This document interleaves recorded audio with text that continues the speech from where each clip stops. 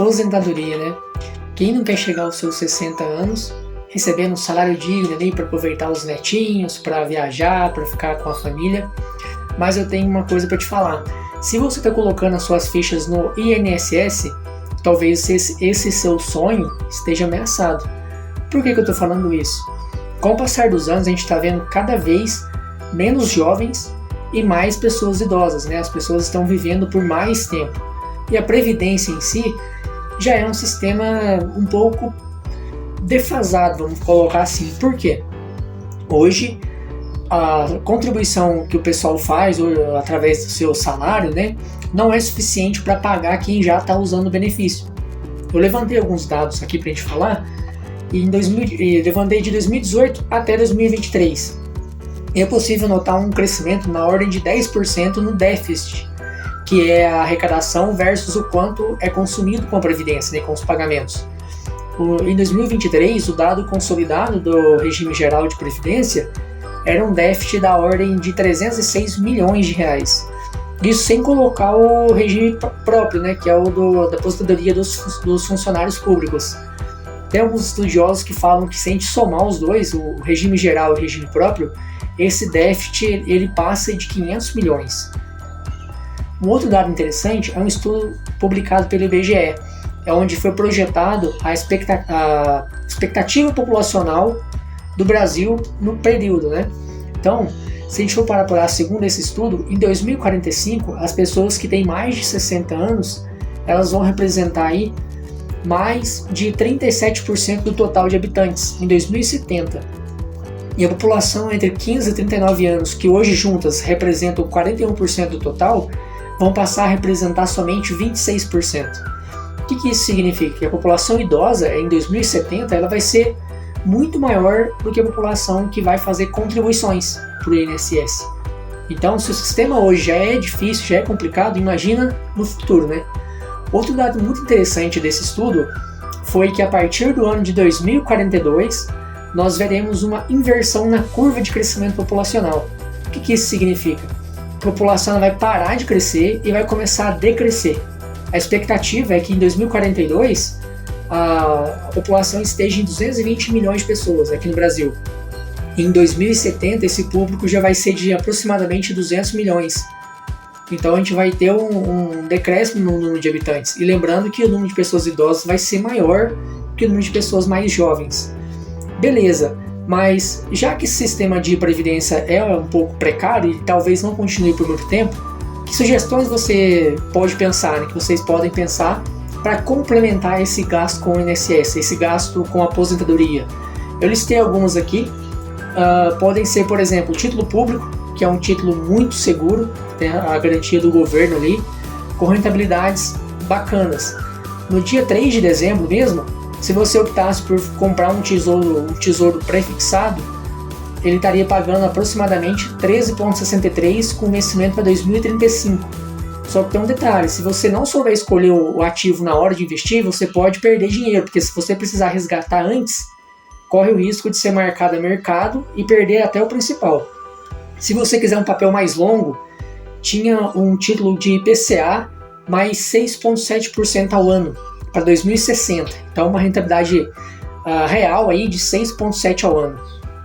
Outro tipo de investimento pode ser a previdência privada, que é um tipo de fundo de investimento, onde você faz as aplicações e um gestor aloca esse dinheiro em vários ativos, de acordo com o risco que você escolheu, né, para manter o valor do dinheiro no tempo.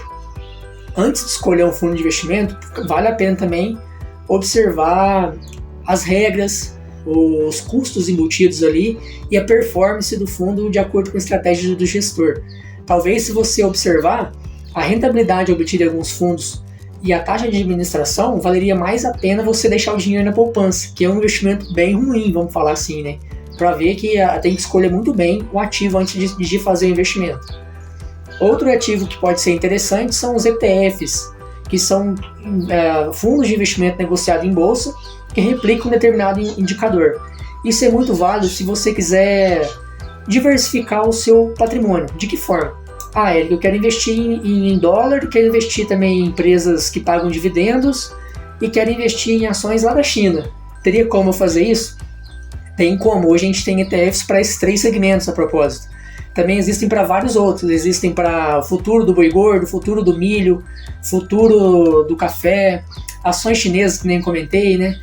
Criptomoeda, renda fixa e outros demais.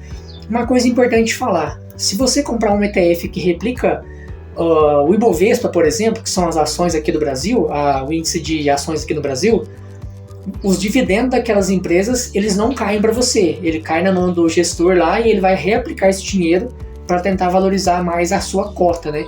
Então, no longo prazo, você ganharia dinheiro com a valorização da sua cota. Um outro ativo interessante são os BDRs. Ele que gostaria de comprar ação da Coca-Cola, da Microsoft, da Nvidia, da Tesla, do Google. Como é que eu faço? Preciso abrir uma conta no exterior? Não necessariamente. Você pode optar por estar investindo num BDR, que é um recibo de uma ação americana. Então, a diferente do ETF, aqui, quando aquela empresa paga o dividendo, você recebe a sua parcela na sua conta. Então, isso é bem interessante. E você ganha dinheiro com a valorização do ativo também. Uma coisa legal, esses ativos, os BDRs, eles acompanham quase que fielmente mesmo o ativo subjacente. Então, se você comprar um ETF que replica, um BDR da Amazon, por exemplo, a valorização ou a desvalorização da ação lá fora vai refletir exatamente no seu papel. Outro tipo de ativo pode ser o fundo de investimento imobiliário, que são os FIIs. É uma espécie de fundo de investimento também, só que a diferença é que eles te pagam um aluguel mensal. Se você fizer uma boa pesquisa, é possível aí, com menos de R$150 mil obter uma rentabilidade mensal superior a um salário mínimo. Então pensa, é um valor bem bacana, né? Só que não é só flores, a gente tem que analisar diversas coisas. Nos fundos de investimento imobiliário existem várias estratégias também, em vários segmentos. Entre eles, fundos de shopping, fundos de logística, fundos de papel, que são os recebíveis, né? Ou LCI, ou CRI. A gente tem fundos de fundos também, que são os FOFs. Então, cada um deles tem as suas particularidades. Vale a pena, antes de qualquer investimento, escolher e saber analisar esses fundos. Não vá só pelo dividend yield, que é o quanto eles te pagam, porque você pode entrar numa canoa furada. Um exemplo de um fundo de investimento, hoje você consegue comprar uma cota de um fundo de investimento de papel por menos de R$10 e eles te pagam aproximadamente 9, 10 centavos por mês. Então, não tem imposto de renda, então a rentabilidade líquida aí próxima a 1% ao mês. Uma outra alternativa são as ações, né? As ações aqui do Brasil, você pode se tornar sócio da WEG, da Vale, da CEMIG, da Copasa, da Petrobras, entre outras empresas aí, né, no mercado. A vantagem é que você, por acreditar no potencial que elas têm ali, por ser um acionista, você também recebe o seu dividendo, o seu lucro. Então a empresa fecha o balanço todo ano e é o que cabe aos seus minoritários, né, aos seus acionistas, elas te repassam e você não paga imposto de renda. Então uma forma de ganhar dinheiro com as ações é fazer a compra delas, receber os dividendos como renda passiva e também tem a possibilidade do ganho de capital. Você segura a ação, daqui 20, 30 anos você pode vender ela como ganho de capital. E durante esse período você recebeu o seu dividendo ali isento, né? Bem, essas são algumas alternativas, mas a gente não pode escolher entre uma e entre outra. O melhor é você diversificar. Eu vi um material recentemente de uma research aí no mercado que ela trouxe a rentabilidade de alguns ativos, desde rentabilidades negativas até rentabilidades muito boas durante o ano. Se você tivesse exposto em apenas uma delas, talvez a sua rentabilidade seria muito ruim ou seria excelente, só que você estaria aberto ao risco. Imagina se você estivesse na pior. Na pior das estratégias e tendo a rentabilidade do seu patrimônio nesse ano menos de 20%. Quando você faz a diversificação, compra um de cada, por exemplo, no total você teve uma média, e a média é o que vai manter a sua rentabilidade boa. Só que a gente não pode fazer é deixar de começar, né? Então, você hoje que é uma pessoa jovem, que está pensando em se aposentar no futuro, daqui a um tempo, começa desde já a fazer o seu pezinho de meia, a comprar suas ações, a comprar os seus investimentos, para não depender exclusivamente ali do INSS.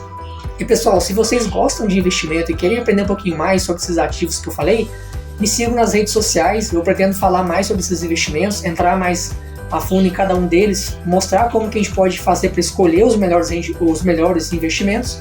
Peço que vocês me acompanhem aí, beleza? Manda para o seu amigo que gosta de investimento também e muito obrigado.